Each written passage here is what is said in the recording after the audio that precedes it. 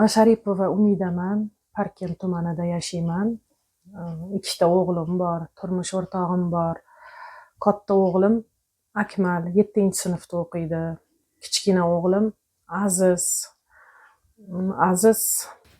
Down sindromi bilan tug'ilgan bola. Shu nima deydi, bolamni katta qilishda ozgina to'g'ri boshida juda ham qiyin bo'ldi, chunki tabiatan immuniteti pastligi hisobiga bularni juda ham ko'p kasal bo'ldi boshida. Katta o'g'limda bunaqa qiynalmagan edim, qanaqadir kasal bo'lmasdan. Endi katta qilib oldim-da, bunisida juda ham qiynalib. Endi mayli, qiyinchiliklari nima bo'ldi masalan? Qiyinchiliklari shu ko'p shamollab ko'p kasal bo'lib qolardi-da. Ko'p больницаlarda yotardik ko'p. Keyin 7 oylik payti pnevmoniya bo'lganda, komaga tushib qolgan bolada. Komaga tushib qolganda vrachlar 90% da поражение unaqa qilingan, o'pkaga o'tib ketgan. Unaqa endi kim bilsin, rosa yashamaydi deb shunaqa deb nima qilishganda, keyin yo'q, xudoga shukr, Alloh qaytib bergan, komadan chiqib, hozir mana yaxshi, alhamdulillah. Sog'lom, уже unaqa kasal bo'lmaydi ham-da, почти что o'zini tiklab olgan, eplab olgan, уже hozir mana sportga boradi, yengil atletikaga boramiz. Paxtakor stadionida shunaqa yengil atletika sport turiga qatnashadi. Keyin markaz bor, markazga boramiz haftada 2 marta. Men o'zim shu yerda nogiron bolalarga haftada 2 marta ritmikadan dars beraman. O'shanda o'g'lim ham olib boraman, qatnashadi o'sha yerda ritmikalar, har xil harakat. Endi bu koordinatsiya uchun, harakati uchun bolani juda ham muhimda ritmika. Shu bolalar bilan qo'shilib shu yerda shug'ullanadi, sportga boradi, oddiy maktabda o'qiydi, inklyuziv sinfda, sog'lom bolalarning ichida har bir o'sha sog'lom bolalarga qarab harakatlanadi. Endi to'g'ri ajraladi baribir, qanaqadir ulardan sal orqaroqda bo'lgani bilan, no sotsializatsiyasi yaxshi chiqishadi, o'rtoq, hammasi shunaqa yaxshi ko'radi sinfdoshlari, munosabatlari yaxshi ya'ni. Juda ham. Shunaqa kirib kelganda, eshikdan kirib kelganda Aziz deb ham qarsak chalib olishadi, ko'rsangiz. Hamma qizlar ham yaxshi ko'radi, bolalar ham yaxshi ko'radi. Balkim kim bilmasam, anaqa qilsa kerak-da, bir ular ham bir bilsa kerak-da endi. Yordam berishadi hamma narsada. Например, kitoblarini olish, mana bunaqa qaysi dars bo'lyapti, o'shalarni o'sha bolalarga qarab u ham oladi-da, shunaqa dars ekan deb olib harakat qiladi shularga qarab. Hozir endi sekin yozishlarni sekin o'qiyapti, harflarni qo'shib o'qiyapti sekin. Nechinchi sinf? 2-sinfda o'qiydi. Keyin ustoz maktabga joylashishga qiyinchilik bo'lmadi? Yo'q, umuman hech qanaqa qiyinchilik bo'lgani yo'q.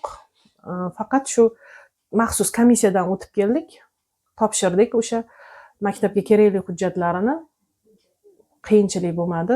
Bolalar ham juda yaxshi qabul qilishdi. Hammasi o'rtoq, hammasi yaxshi ko'rib, buni tushunib, juda ham yaxshi qabul qilishgan. Yaxshi o'qiyapti. A'lo emasmi, bo'ladi. Akmal, ukangizni yaxshi ko'rasizmi? Ha. Nima uchun? Chunki u meni ukamlik uchun, men bilan faxrlanaman. Aziz, akangizni yaxshi ko'rasizmi? Ha? Nima uchun? Ha?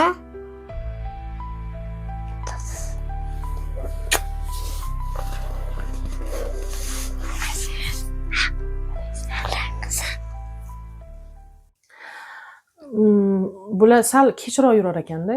Shuning uchun adaptatsiya markazlari bor. Shunaqa joylarga ko'p bormadim, lekin asosiy o'zim uyda shug'ullandim. Yurib ketdi, yugurib ketdi. Necha yoshida yurdi? 2,5 yoshda yurib ketdi-da. Lekin shug'ullandingiz ya'ni. Shu tug'ilganidan beri harakatdaman. birinchi boshida tug'ilganda to'g'risini aytsam baribir hamma manimcha onada bo'lsa kerak, shunaqa bolasi bor onalar bilsa kerak. Boshida sal qabul qilish qiyinroq bo'ladi, chunki nima deydi, anaqa qilmaydi, nima deydi, bir qanday tushuntirsam ekan uni, qiyinda, yana baribir qabul qilish, nima uchun, nimaga degan savollar bo'ladi, nima uchun menga berdi, nimaga, qaysi gunohim uchun, shunaqa bir savollar bo'ladi odamda, lekin bu gunoh uchun emas, hech qanaqa, bu Allohning bir bergan ne'mati-da.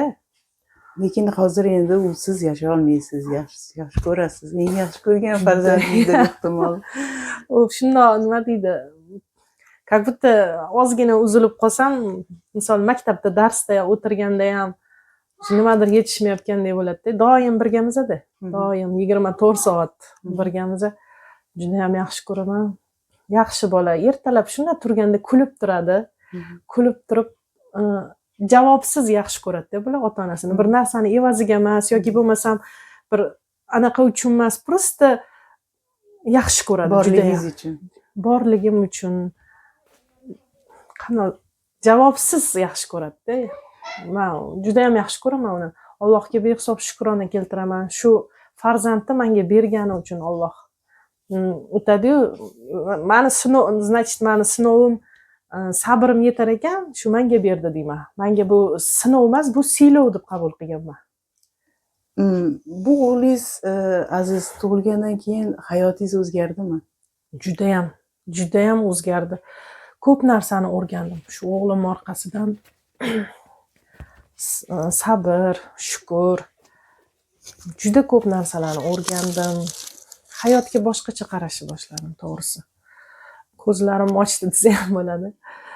Nima deydi? Ko'p narsaga o'rgatdi. Meni tarbiya qildi. Hamma tomonlama tarbiya qildi. Xullas, juda ham ko'p narsalarni o'rgatdi menga. Borayotgan markazimiz orqasidan biz anaqaga borib keldik.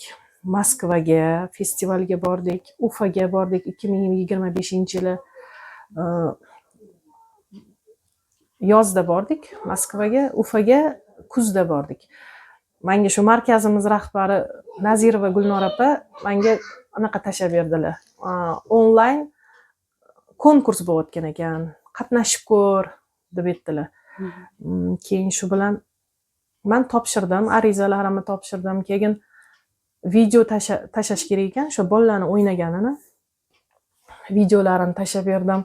421 ta zayavka bo'lgan. 421 ta odam ichidan 12 ta odam tanlab olinganda, u gala konsert, shunaqa imkoniyati cheklangan inkluzivniy festival. O'sha 12 ta odam ichida men u kutmagandim, o'tib ketamiz yoki bir nima deb. Shunda imенно o'sha kuni e'lon qilingan ekanda VK videodan. Ochsam birinchi anaqada turibmiz-da. Xoreografiya Anvarov Akmali Aziz deb Respublika O'zbekiston deb anaqa chiqarib, shunaqa kutmagan edim-da, shunaqa nima deydi. Hayron qoldim. Bizani o'tgan 5 yil ketma-ket topshirganda, o'tolmaganlar ham bor ekan. Biz bittada o'sha 421 ta odam ichida o'sha festivalga tanlanib olinib o'tib ketdik. Menga bu anaqaga borishimga yordam bergan, Moskvaga ham, Ufaga ham yordam bergan Nazirova Gulnor opa homiy topib berdilar. Lola Salomova degan ayol Milliard klubini, Milliard jamoasini a'zosi. U ayol, shu ayolga juda ham katta minnatdorchilik bildirmoqchiman. Vaziyatdan foydalanib ikkala o'g'lingiz bilan, ikkala o'g'lim, men yo'l xarajatlari hammasini samolyotga chipta olib berdilar-da. Festival qilayotgan tarafdan ulardan mehmonxona, o'sha pitaniya, o'sha festival hisobidan.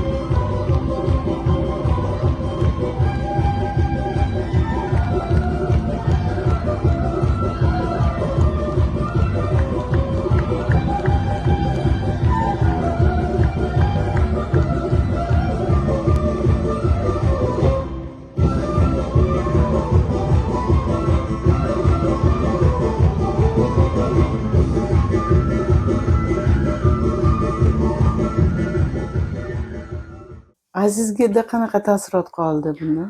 Aziz juda nima deydi, boshqacha ekanda baribir. Bunaqa bolaga mana poyezdda yurish, даже elementarno, даже metro qanaqadir emotsiyalari anaqa bo'lib ketar ekanda. Mana shu metroga olib chiqqanimda ham anaqa qiladi-da. Metroga tushganimizda ham poyezdga o'tirmaganmiz, samolyotda ham qanaqadir emotsiyalari boshqacha ta'sir qildi. O'sha yerda katta sahnada o'zini qanaqa nima qilish kerak, nima deydi, o'sha katta sahnada chiqa bildi. O'zini tutishi, hammasini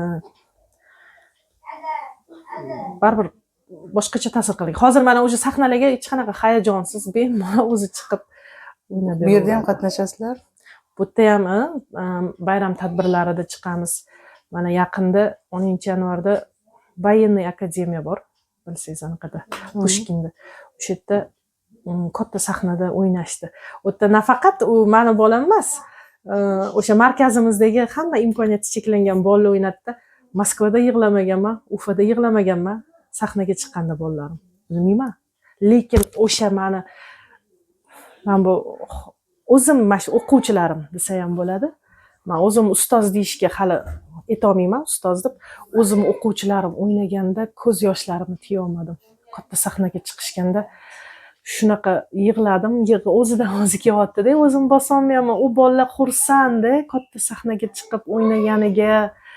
Keyin men o'zimni nima deydi, yig'larim tiya olmadim. Shular uchun juda ham xursand bo'ldim.